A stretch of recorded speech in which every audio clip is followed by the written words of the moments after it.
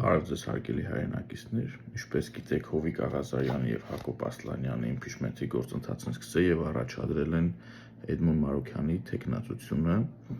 և այժմ գնդակը պատիվ ունեմ և Հայաստան Դաշինքի խմբակցությունների տիրույթում է, այսինքն եթե նրանք բազմիցս հայտարարում էին, որ այո, եթե թեկնածու լինի, մենք պատրաստ ենք միանալ և այժմ փաստացի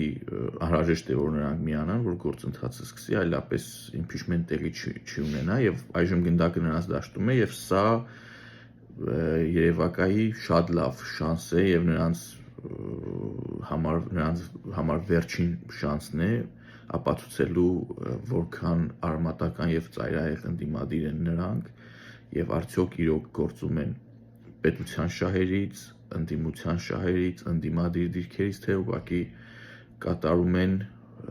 Նիկոլ Փաշինյանի իշխանության ֆիլտրի կամ կույրաղիքի դեր և ժամանակը ցույց կտա, կհամոզվենք, ամեն դեպքում եթե նրանք չմիանան, գործընթացը այդպես էլ չի շարունակվի և տեղի չի ունենա։